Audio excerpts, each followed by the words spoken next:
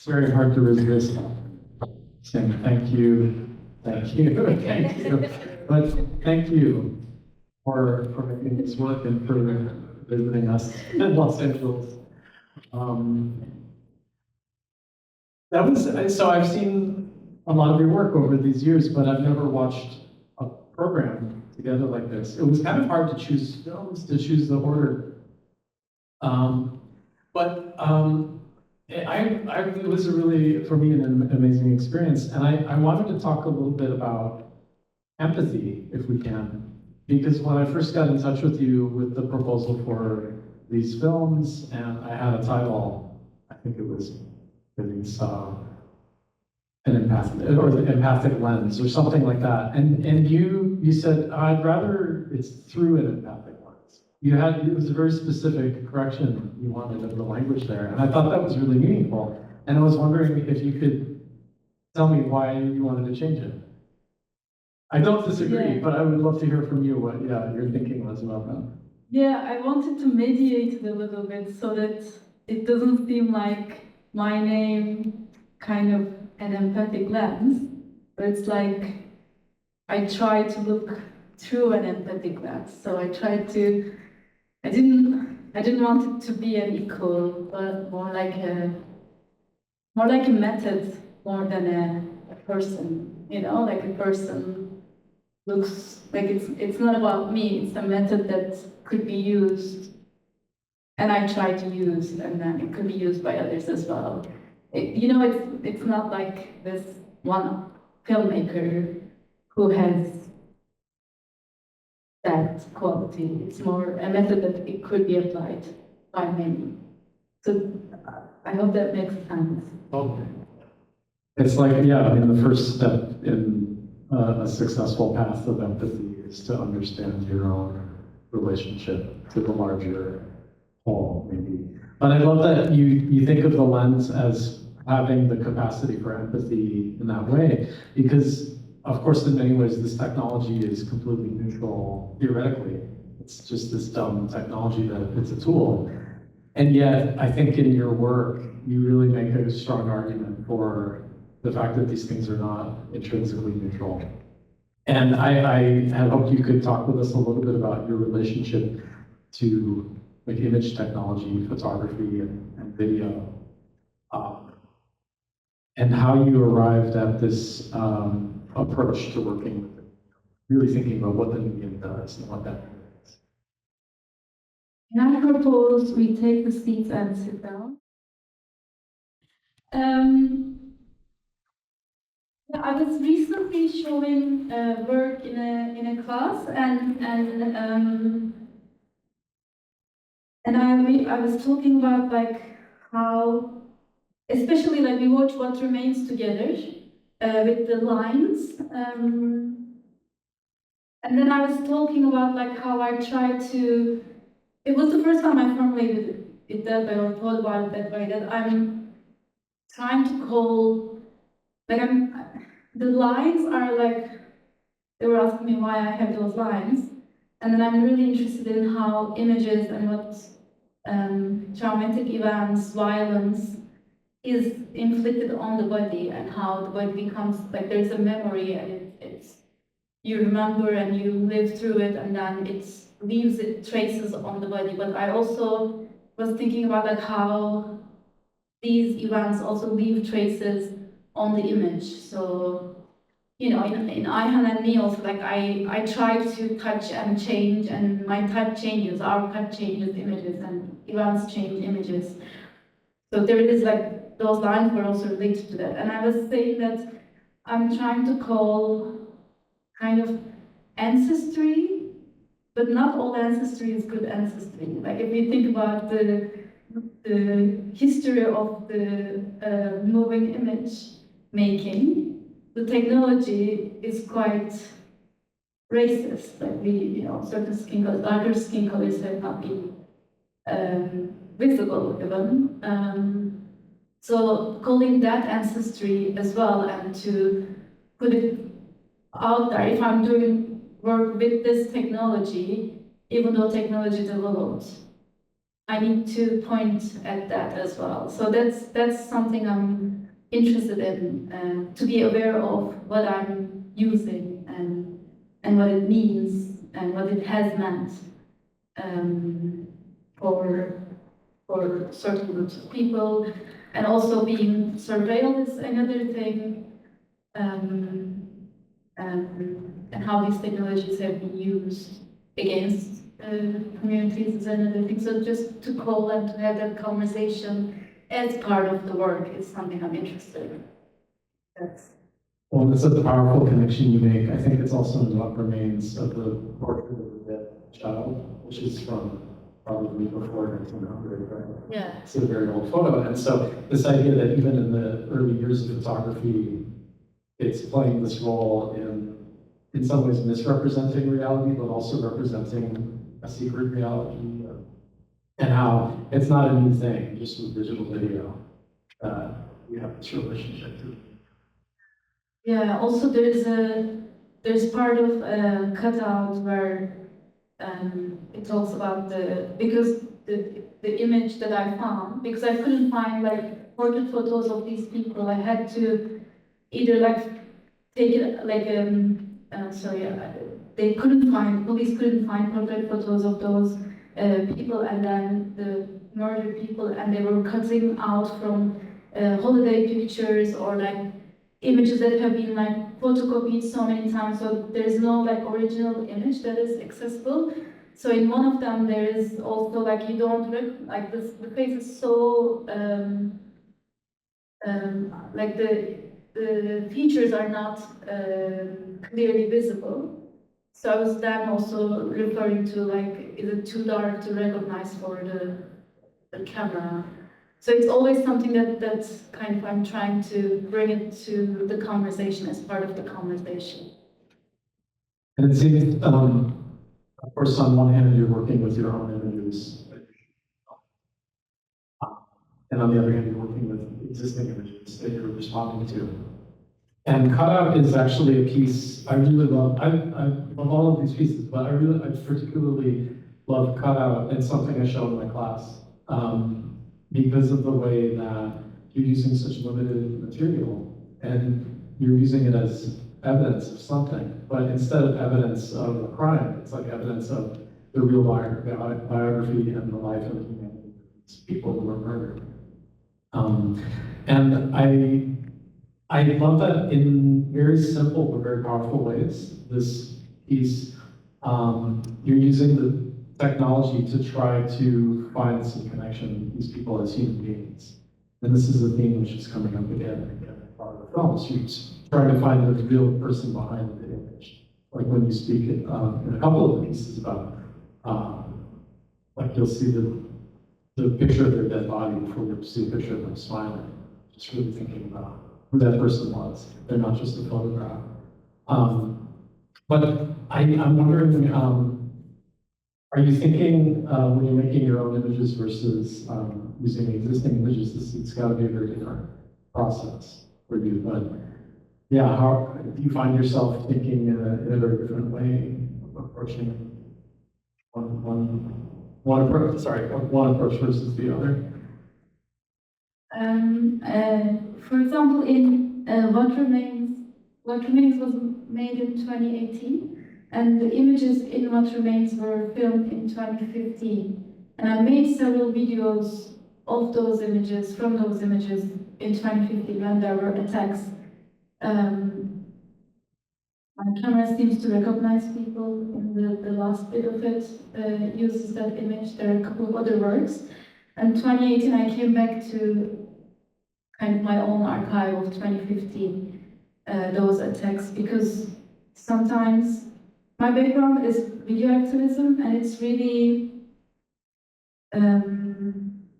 it really operates on something urgent. The urgency is really a leading factor in video activism. And what I'm now trying to do, I don't call myself a video activist, but it's what if I take more time with these images, and what if I contemplate? I'm looking at the same images but I take my time, I contemplate, I try to make sense what is in front of me.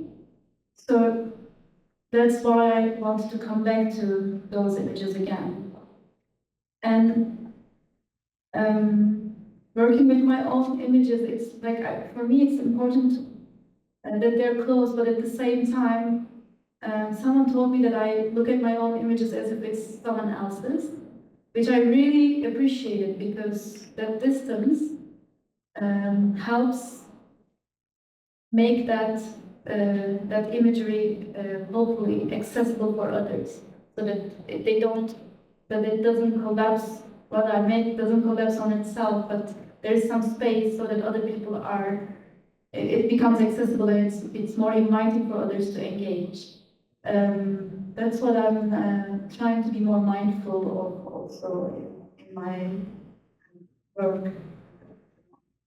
Well, that's something I noticed also throughout the program, that even though sometimes it's a hyper-specific maybe reference to something happening in recent Turkish history, or like these in cutout, this specific time period that these people were killed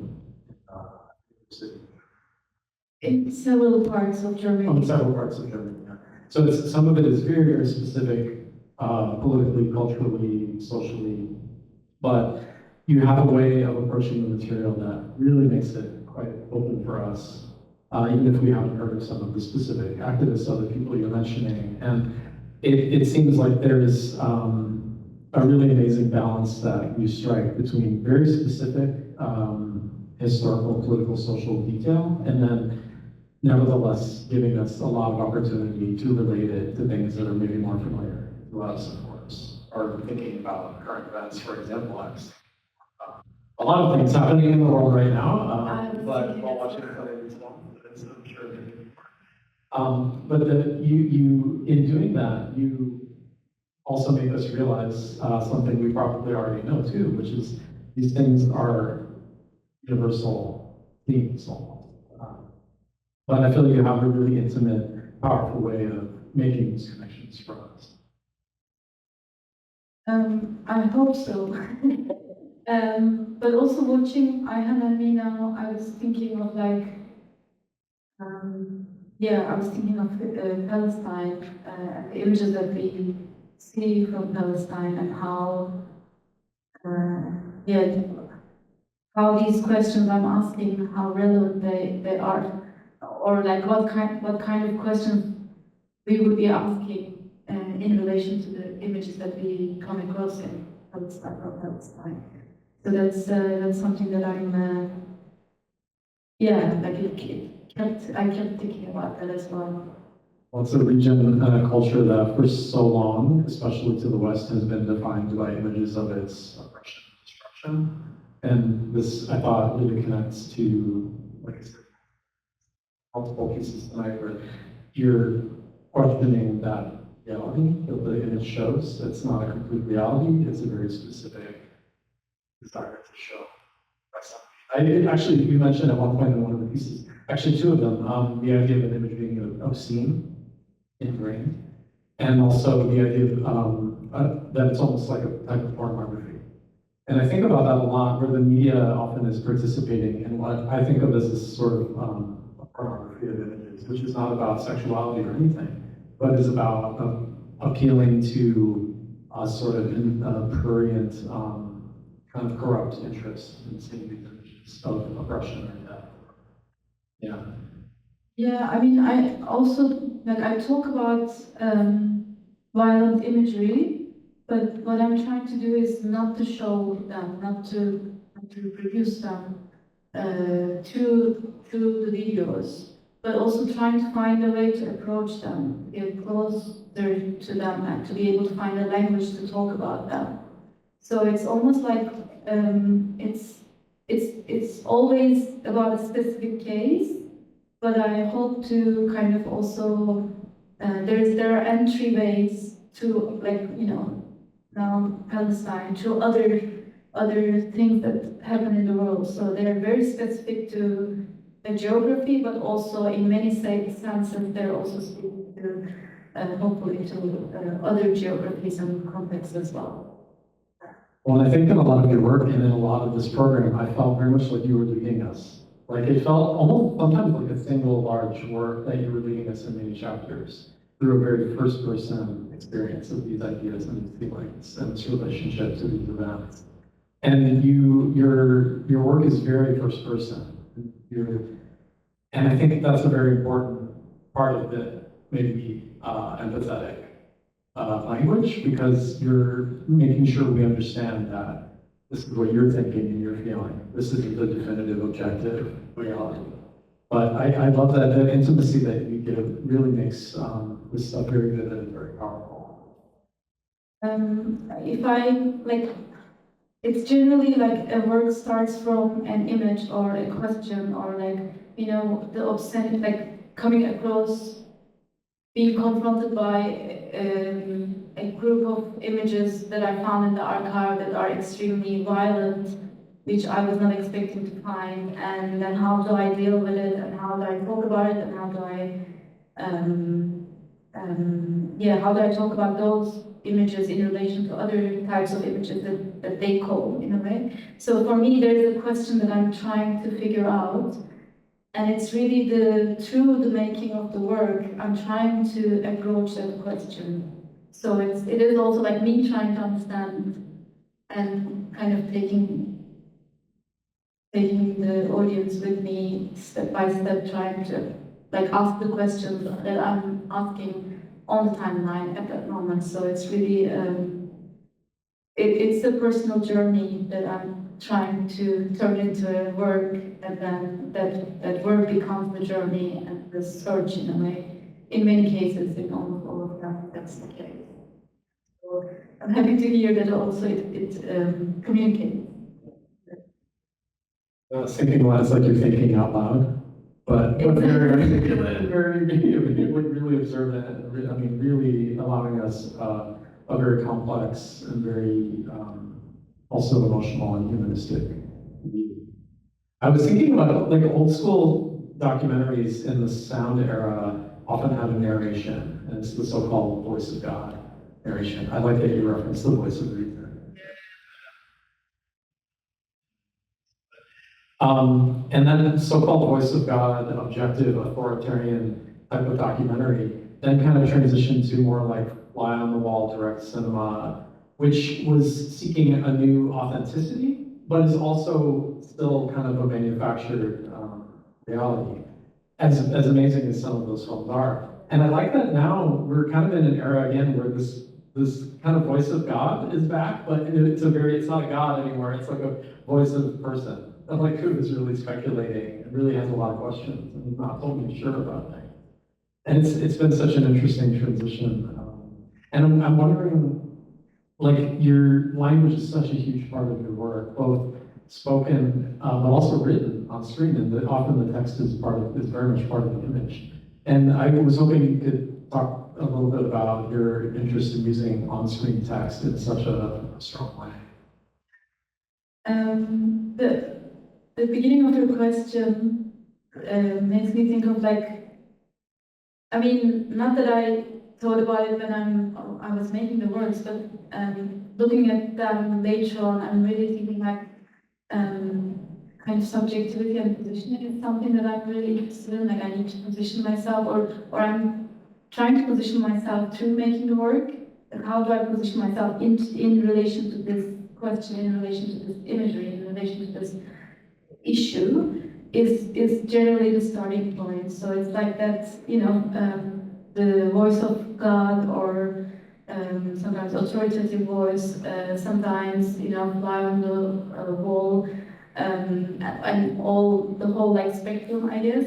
For me, that is a very kind of a defining thing, how the people position themselves, and how that voice over position itself in relation to the audience. And then I'm trying to use the text. Like text is really the works become really heavy in terms of text, but also I try to like I write the text as I'm making the work on it's not written before, but it's really written as I put the images on timeline, and the timeline is there from the very beginning. And then I'm also really trying to not use subtitles, or less and less use subtitles and translation, but titles become part of the work because they're also, words are also images in a way. I see them as images, and how can they be part of the landscape and the frame of that work, and how they could be positioned in a way that the works are also poetic. How can I think about these different elements in a way that they support that narrative? So in that sense, I'm trying to be less and less using less and less subtitle translations as they are, but really, as it's in the what remains, that they're really part of the image. They, breathing is, or like they're really much more embodied in a way. How can I bring those aspects of the works through also use of the text? That's kind of a primary question, I guess. Well, and I want to make sure if anyone has questions that they can ask them. If I could ask one more quick one, it's just about your work in progress, because I really love this piece. This is a little bit more finished, I don't know, version of what I saw, remembering otherwise. And this is a really wonderful piece, and I was wondering if you could just tell us a little bit about it. It's a archival research project. I found, I was researching first generation migrant women from Turkey to the Netherlands. The agreement, the labor agreement was made in 1964 between the two countries. And I found, while I was looking at several archives in the Netherlands, I found a labor dispute between a group of 65 women workers in a small town in south of the Netherlands, between those women workers who were onion peelers in a factory and their employer. And then I found television interviews with them, and then some images of them. In the very beginning, you see them walking to the factory, and I started making collages from photographs. In the very beginning, the colorful, they're like nail polish. I use nail polish and different colors with their images, a little bit of modifying them and making them, kind of turning them into a collage. So I'm trying to. So what I did was like I made a timeline of 1960 to 1980. What happened in the Netherlands politically? What happened in Turkey politically? The rules and regulations about migration in the Netherlands. So what would affect the migration from Turkey to the Netherlands, but also what would affect the lives of these migrants in the Netherlands? To be able to understand what I found in the archive. And then I made a timeline of the labor dispute, like what happened every day in the dispute, as far as I could find in the newspapers and in the archives. It just became this investigation. That's a huge project. It is a huge project. And then I started finding the woman and bringing those footage to them. And then we started watching the material, and Leila, the main figure that we saw in front of the courthouse and who's also driving us to this small town, she was an organizer, and she was really involved. And then I started talking to these women. I started talking to Leila, and because I did like almost a whole year of research, and I knew a lot of like facts and information, and I knew exactly what happened, but that's like 40 plus years ago. And the moment I showed them the footage and I asked them questions, they did not remember as much. So they misremember things. So I knew a lot more facts and information than they did, of course. It was not like as big an issue for them than as it was for me, because I spent so much time with it. And then they kept misremembering, and I kept bringing stuff, and then they kept watching the footage, looking at photographs, and gossiping, and I don't know, it was really the whole spaces generally turned into not conversations that I would find more information about the dispute, but more like spaces that we share, and there's a lot of laughter, a lot of gossiping, a lot of like, so the facts and information I realized that I have to kind of, put aside, because that was not really, I decided to, because I realized as I bring those back, then the woman tried to kind of fit into those information, try to kind of satisfy my needs to find those, like fill those gaps. So I'm now in the last bit, what I'm trying, and it's a really like work in progress, trying to put things together and trying to make sense of all the footage. The last bit with the pieces, I'm trying to use the soundscape of the room, and without words, without stories, what does that soundscape do, and without the completeness of the image also, completeness of the soundscape, soundscape, so I took out the words, but also I started like fragmenting the image, and I'm doing some experiments at the moment with the image. That's what you saw. I'm excited to see what you do with it. It's really, I love how they look at the footage very differently than you look at the footage. Yeah, and that's a really beautiful, like moving, funny sequence. Yeah, it is quite funny because it's really, a lot of like fun moments and gossip, and yeah, you saw a little bit of that. Okay, questions?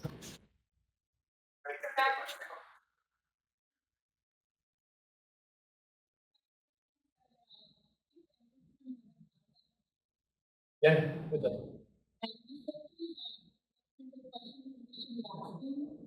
really didn't know that what you meant by that. I think that's maybe when I appreciate about your work was that you were very respectful about show that's part of the kind of exploration, like what do we see and what do we not see? What do we want to see, what we don't want to see? What is your thinking of the kind of very graphic images and videos that we're seeing from guns? Are those helpful in terms of showing us the reality of the buzz, or are those exploitive and obscene? There's such a really complicated way of thinking about those images. I'm just curious, in your work, what you think about some of those images.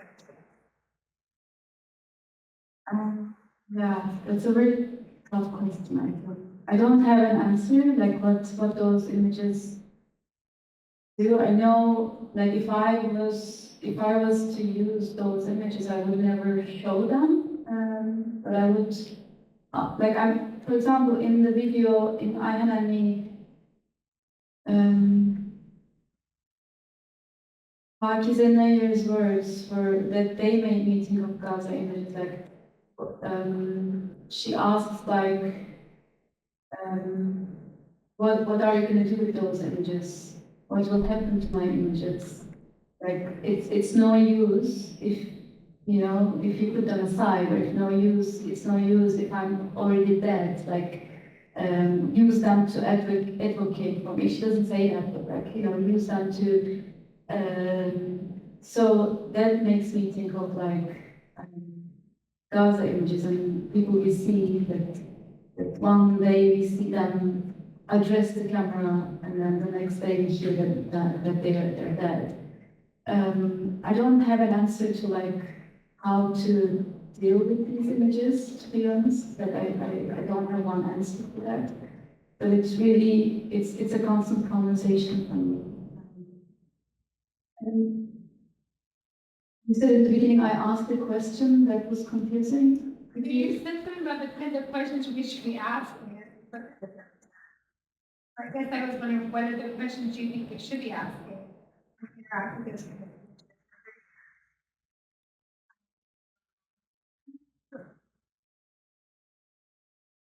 Does anyone want to say something?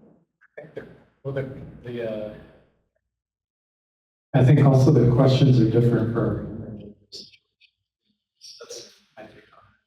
I feel like the fact that in your work you're speaking with such an individual, subjective voice, I think validates that because you're approaching everything very much as you and trying to understand it, but also trying to communicate to us something about your feelings, your understanding of it. But each case is completely individual.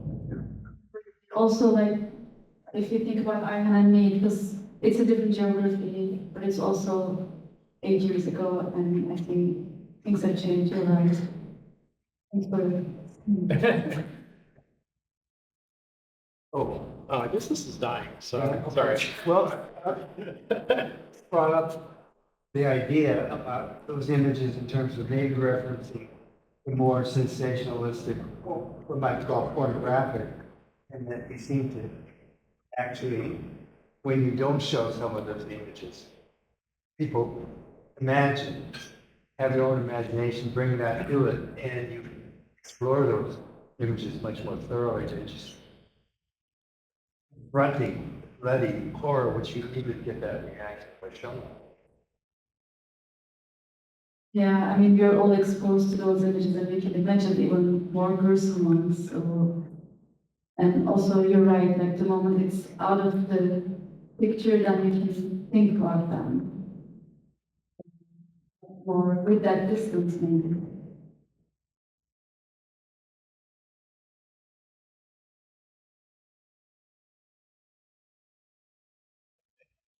Let's turn back.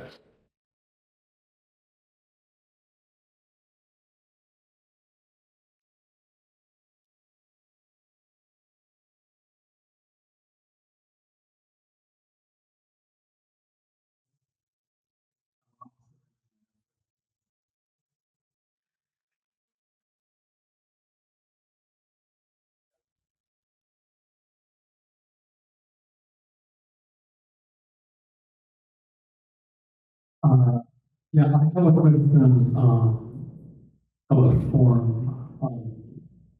And then specifically, I was very fascinated by your use of whispering in your voiceover. I feel like this very, again, like intimate. And I just want to hear more about the whispering, I guess. I don't know, I was very fascinated by it, and I'm wondering if you have,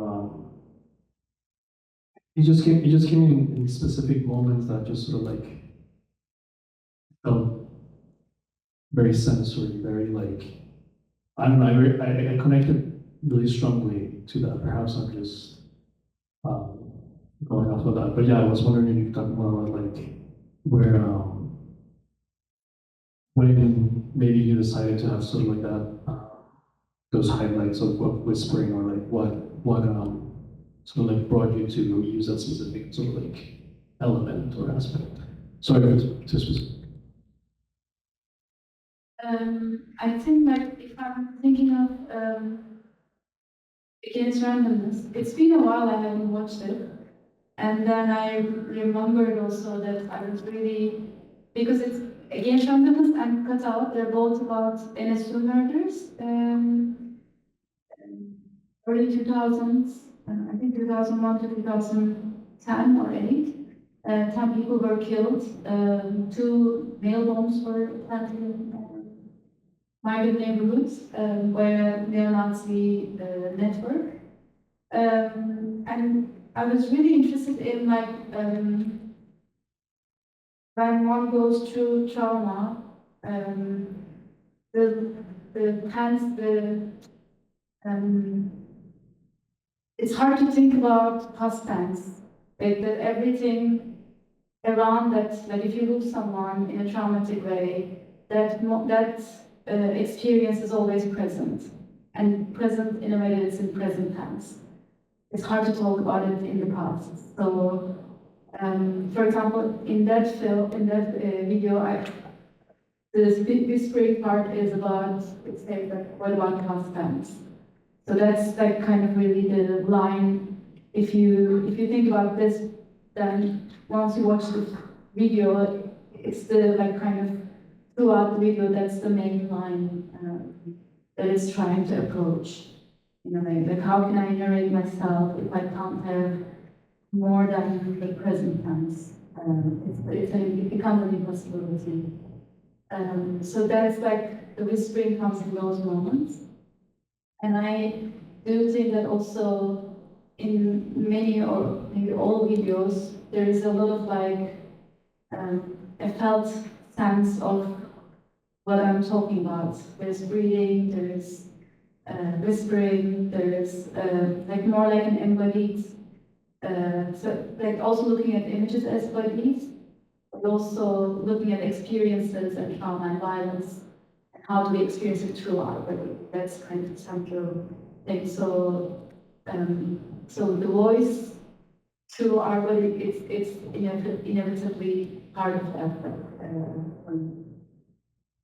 And I mean,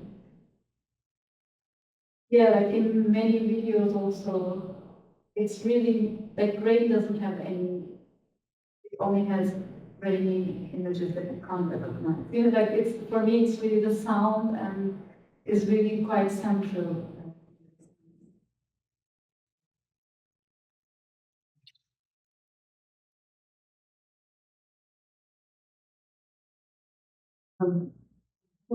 Um, I just wanted to ask you about your position as a, or if you want, invite you to say something about your position as a Turkish person, artist, in Holland, in Amsterdam. As you can hear, I'm not American, I'm European, right? And I'm Irish, but I'm from England. My brother lives in Amsterdam, so I spent many years going to ITFA and going to festivals there. Worked with a Turkish filmmaker there who was saying to me that, yeah, the thing in Holland is immigrants, especially Turkish, experience was that, as I think with prostitution and many things in Holland, it's allowed but not included. And so an awful lot of the work you've been making is of images which come from Turkey or from struggles in that part of the world. And the work in progress is working with Turkish women who are in Holland. I'm just wondering, given the change in government in Holland as well, and the drastic movement to the right, and the anti-immigration stance of most,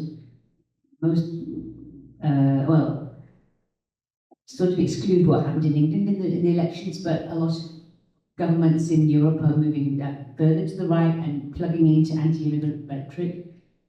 What do you feel as someone working and working between the different languages as well? You're working between Turkish and English and Dutch, but not working in Dutch in your images. Can you just say something about that kind of practical, in a sense, that kind of position of physical position of working in that in as an immigrant, as it were, in a country that embraces but also has ways of excluding people? Yeah. Like my work started, my work was really Turkey-based, geographically also. And I always use Turkish as my, as the language that I speak, as the mother tongue. And at a certain point, my works started to be more looking at Europe, but it relates to a period after IMNE. I stopped going to Turkey for 5 years, and in that time, I made works on NSU murders. So it's the focus, geographical focus, because I was not going to Turkey, became more Europe, where I live. And And the last project, the latest project, is it started during Corona, and I really think I can make these mapping of like what has been happening in my life and how the focus of the work is moving and changing. It started way before this current government, but it's of course the current government did not just appear out of nowhere. It was there. The traces were there. Yeah, I think not being in Turkey for 5 years really kind of made me situate in the Netherlands a lot more, my work also in the Netherlands a lot more clearly. And then starting in Corona, during the pandemic, I was really looking at the history of labor migration, women workers from Turkey in the Netherlands. I realized I'm also looking into my own lineage in a way. And it's also like I need to make it clear that I did not come through labor migration in that agreement. And it's also, I came to work, but it's not through the labor market that was open, and it's a class also, like I did not do the type of work.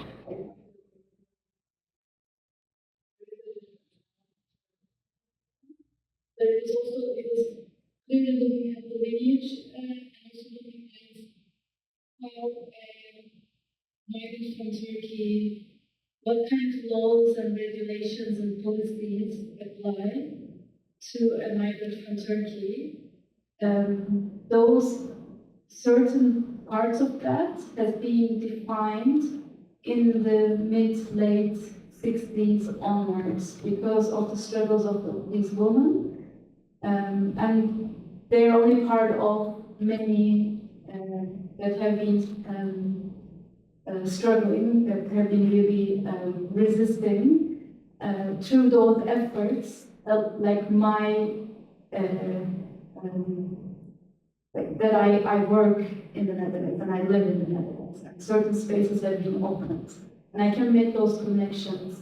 And tracing that history also was a way to support myself as someone who migrated and who lived there, and knowing that history empowers you in a way.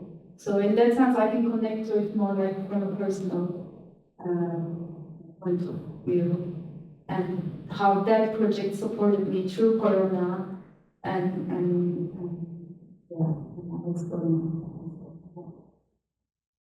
Yeah. And the government changes also. I don't have a direct connection to it, but it's been coming for a long time.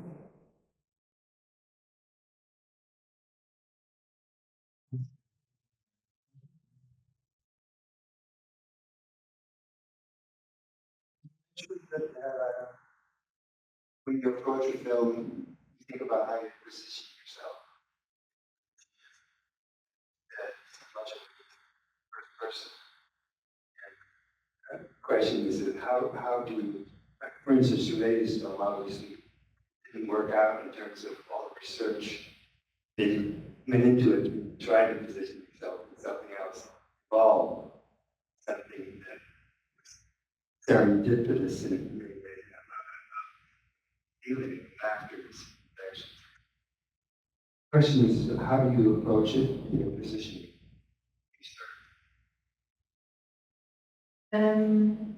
I think something that I realized I was doing when I look back at the works, and it's not generally how I'm not like I need to position myself, but it's something that happens.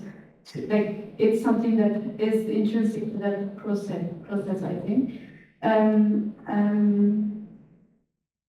What happened in this latest project is that they really showed me, that these women really showed me that I'm not just a researcher who goes to the archive and who finds these facts and brings and tries to find these facts, right? It's not about that. It's like I need to be engaged and I need to be open and I need to see what they bring more than because I was also busy with like how these archival institutions really shape the body of the researcher and the research itself, and their approach, these women's approach, they were really making me ask those questions and leave that, because the facts, it's also like I need to know the facts so that I can leave it behind. Not that I ignore it, that the facts are not important, but it's not the only thing that exists about that history. And there's more to that, and now I'm able to look into what else is there, because I have done that research. And because I have done that research, I can leave it behind. And also that research pushes in, it kind of dictates a linear timeline, right? Like a timeline is linear. And what they bring in is really complicating that linearity and complicating that, this day has happened and then the next day has happened. That linear progression of an event, it never progresses like that. And they kind of made me realize, and yeah, they really asked me to complicate those narratives, which I cannot find in an archival institution, because in the way the archival institutions archive these histories, I can only find that in combination, that and meeting these women. Well, I would invite us all to adjourn to the lobby, maybe have a drink and make some human connections and chat. We'll hang out for a little bit. I want to thank you so much for being here with us and sharing your work. Thank you all.